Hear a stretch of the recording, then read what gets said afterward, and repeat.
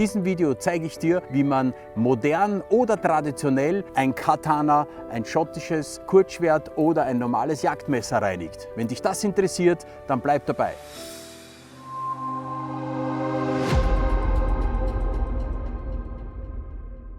Hallo, mein Name ist Christian Hausecker, ich bin Skihan der Takeda Ryo Nakamura-ha. In diesem Video zeigen wir dir, wie man traditionell oder modern ein verschmutztes Katana, ein schottisches Kurzschwert oder ein normales Jagdmesser reinigen kann.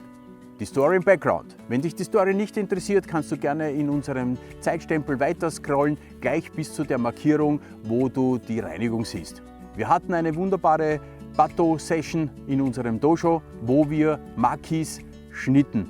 Dann kam ein neuer Schüler von mir zu mir und fragte mich: Sensei, warum reinigen wir die Schwerter eigentlich nur traditionell mit Steinstaub und Nelkenöl und nicht modern? Sind die Mittel so schlecht? Ich muss euch ehrlich gestehen, ich wusste auf die Schnelle überhaupt keine Antwort. Schande über mich. Warum wusste ich das nicht? Und das ist der Grund, warum wir heute dieses Video machen. Wir wussten im ersten Moment überhaupt nicht, wie reinigt man modern herkömmliche Stahlwaffen. Stahlwaffen wie ein normales Jagdmesser zum Beispiel oder ein verschmutztes Katana nach einer Batogiri-Aktion. Wie reinigt man das? Wir haben telefoniert mit Stahlerzeugern, wir haben andere Menschen interviewt, aber das Einzige, was dann wirklich Früchte getragen hat, war, dass wir in einem Bauhaus waren und uns dort genauer informiert haben.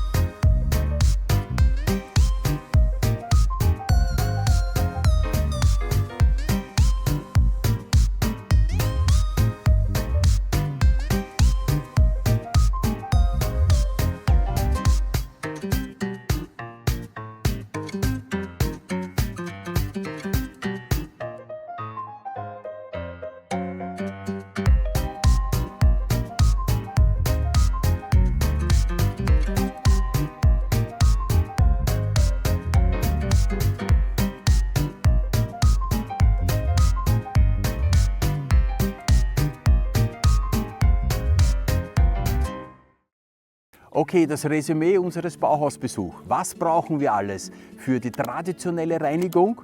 Was brauchen wir alles für die moderne Reinigung von einem modernen Katana? Ich möchte euch nicht jetzt eure Zeit stehlen und 4 verschiedene Waffen reinigen.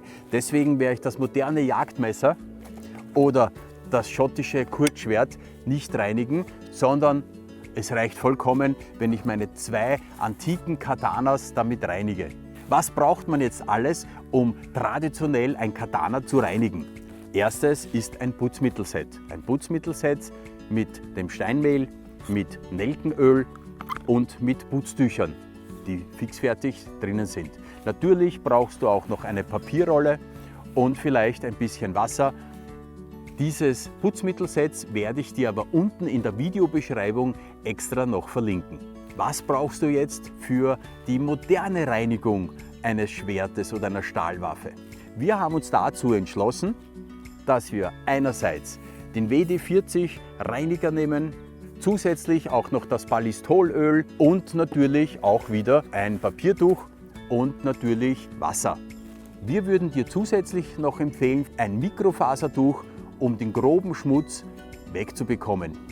Wie haben wir nun unsere Schwerter verunreinigt? Einerseits haben wir noch von unserer letzten Schneideaktion in unserem Dojo Bambusreste auf dem Schwert. Zusätzlich haben wir dann, und du siehst das hier im Video, uns auch endlich unseren Wunsch erfüllt und wollten endlich einen Obstsalat machen.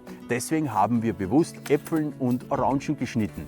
Äpfel und Orangen sind sehr widerstandsfähige und aggressive Stoffe, die das Metall angreifen. Deswegen haben wir diese gewählt.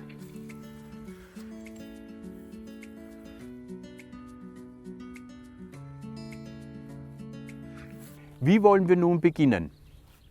Wir beginnen nun hier mit dem Schwert. Ihr seht, das ist sehr, sehr schmutzig, indem dass wir es einmal grob reinigen wollen. Eine grobe Reinigung erfolgt mit einem Papier oder einem Mikrofasertuch und etwas Wasser.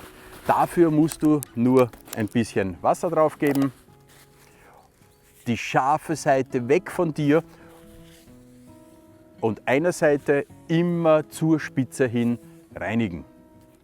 Dann nehmen wir ein trockenes Tuch und wischen das natürlich auch einmal vorweg ab.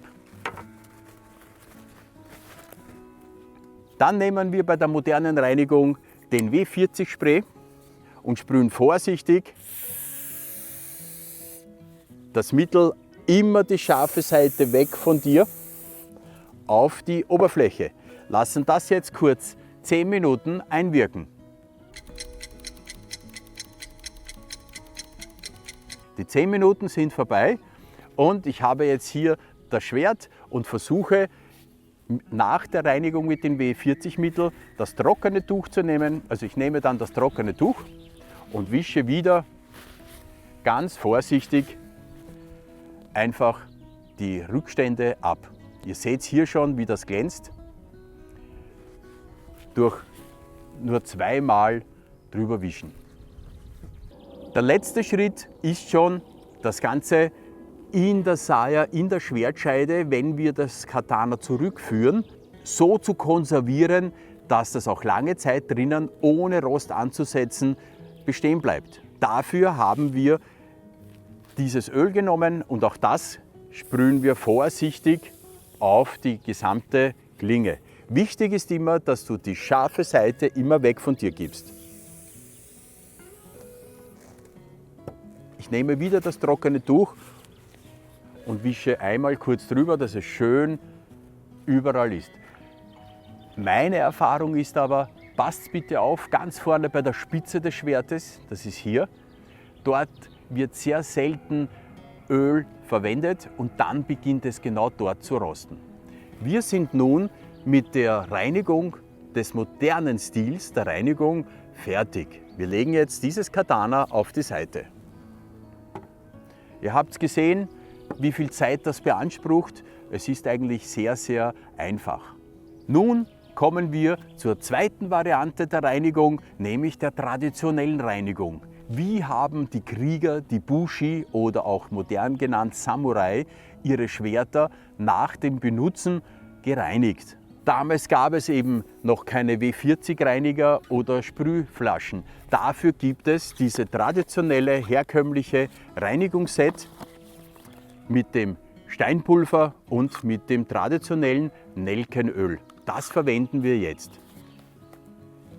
Bei der traditionellen Reinigung muss ich auch eines dazu sagen. Ich habe die letzten 40 Jahre mein Katana immer nach dem Schneiden mit dem Nelkenöl und mit dem Steinpulver gereinigt. Ich lasse mir immer bewusst auch Zeit. Das ist auch ein meditativer Aspekt dabei. Das werde ich jetzt aber für dich, für das Video hier, wo es ja um die Effizienz geht, weglassen. Normalerweise dauert eine Reinigung, eine traditionelle Reinigung für mich so circa 30 bis 40 Minuten, wo ich über das Vergangene etwas meditiere und nachdenke, wie es gelaufen ist bei mir, was ich verbessern kann, ob ich gewisse Schnittrichtungen verbessern kann, wie der gesamte Ablauf war. Wie starten wir nun in einer traditionellen Reinigung der Waffen? Auch hier wieder sehr stark verschmutztes Schwert mit Reisstrohresten von der letzten Batugiri-Session, aber natürlich auch Zitrussaft drauf, der sehr aggressiv den Stahl angreift. Das bedeutet, wir wischen wieder mit einem feuchten Tuch oder mit einem Mikrofasertuch diese ganzen Artikel verlinke ich dir unten in der Videobeschreibung, dann kannst du das ohne weiteres bestellen. Bevor wir jetzt zur traditionellen Reinigung kommen, hätte ich aber noch eine kleine Bitte an dich. Wenn du noch nicht Abonnent unseres Kanals bist, dann bitte abonniere unten unseren Kanal, gib uns einen Daumen hoch und teile dieses Video. Du unterstützt mich und mein Team damit, dir weiterhin solche Videos zu machen. Ich danke dir vielmals. Ich zähle auf dich. Das Erste, was wir natürlich auch wieder machen bei der traditionellen Reinigung, sind die groben Rückstände von dem Reisstrohmatten von der letzten Batogiri-Session oder von dem Schneiden der Zitrusfrüchte zu entfernen. Dafür nehme ich wieder ein feuchtes Tuch. Du kannst auch gerne ein Mikrofasertuch verwenden, das ist genauso gut. Und die scharfe Seite schaut wieder weg von dir und wir beginnen bei der Zuber, beim Stichblatt, das vorsichtig zu reinigen. Da merkt man schon, wie die Zitrusfrüchte vorne sich widerstreben, die wollen nicht vom Schwert herunter.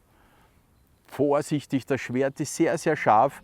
Dadurch, dass wir hier in diesem Bereich hier schneiden, im ersten Drittel der Waffe wird geschnitten, ist es hier natürlich am wichtigsten, dass du das schön vorsichtig reinigst. Wenn du es anschaust, dreh immer die scharfe Seite weg von deinem Körper, dass niemals die scharfe Seite zu dir schaut. Durch die Spiegelung im Schwert kannst du ganz genau erkennen, wo noch Rückstände sind und die kannst du leicht entfernen. Nach dem feuchten Abwischen des Katanas nimmst du eine trockene Papierrolle und wischt die groben, feuchten Rückstände einfach weg. Nun wollen wir die groben Unebenheiten, die durch das Schneiden von Reisstroh entstanden sind, wegbekommen. Das bedeutet, wir nehmen das Steinpulver aus unserem Set, halten uns das Schwert vor uns und ich zeige es dir und klopfen das vorsichtig auf die Klinge. Auch wieder hier, die Spitze ist ganz wichtig. Auch wieder die Sicherheitsmaßnahme, die scharfe Seite immer von dir weg.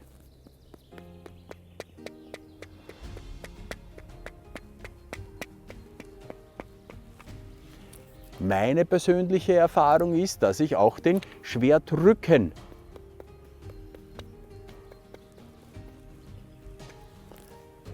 mit Steinpulver einlasse. Nun nehmen wir aus dem Set heraus ein Bambustuch, öffnen das, aber du kannst natürlich auch eine Papierrolle oder so nehmen, das ist vollkommen egal, was du gerade bei der Hand hast. Und beginnen auch wieder vorsichtig am Schwertrücken anzusetzen und ziehen gleichmäßig das Steinpulver ab. Und du siehst schon, wie das mit jedem Abstreifen glatter und schöner wird. Du siehst auch hier, ich hoffe, du siehst die Spiegelung, wie das schon sehr sauber ausschaut. Ja, das wird schon sehr toll. Hier, wo ich geschnitten habe, siehst du vielleicht noch einige Rückstände. Da würde ich jetzt nochmals einen Poliergang machen. Wie ich dir schon einleitend erzählt habe, ist für mich die traditionelle Reinigung meines Schwertes nach dem Gebrauch eine meditative Angelegenheit. Dieser Vorgang mit dem Reinigen des Steinpulvers dauert bei mir mindestens 15 bis 20 Minuten. Hier für dieses Video würde ich das natürlich abkürzen. Du kannst natürlich auch nur stellenweise das Steinpulver verwenden. Bedenke, mit jedem Abstreifen, das wir jetzt machen, verringerst du natürlich minimal, das muss klar sein, aber das Metall auf dem Schwert.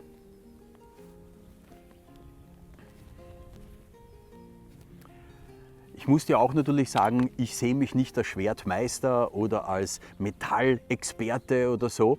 Mir wurde das selbst von meinem Meister beigebracht, von meinem Lehrer beigebracht und seit 40 Jahren, seit ich Budo studiere, habe ich das immer wieder so gemacht und diese Waffe habe ich bereits seit 25 Jahren und die schaut noch immer aus wie neu. Also wenn ich mir das jetzt so anschaue und das spiegelt so richtig, wenn du das siehst, ist das schon wirklich schon sehr schön. Also ganz eine tolle Sache. Ganz toll. Ich denke mal, für diesen Vorgang würden diese beiden Reinigungsvorgänge jetzt einmal reichen. Wir müssen jetzt das Katana, das japanische Schwert, die Klinge konservieren. Bevor wir sie wieder in die Saya zurückgeben, müssen wir das Öl auftragen. Dazu gibt es in der traditionellen Reinigungsart eines japanischen Schwertes das Nelkenöl, das du auch in diesem Set dabei hast. Wir öffnen das vorsichtig, nehmen ein ganz normales Papiertuch. Du siehst, es ist ganz neu. Wir nehmen wieder eine herkömmliche Papierrolle, tropfen minimal und beginnen vorsichtig zur Spitze das vorsichtig einzuölen. Hier auch wieder drauf achten bitte, dass die Schwertspitze wirklich schön eingeölt ist. Auch hier unten bei diesen Teilen vorsichtig. Auch der Schwertrücken soll eingeölt werden.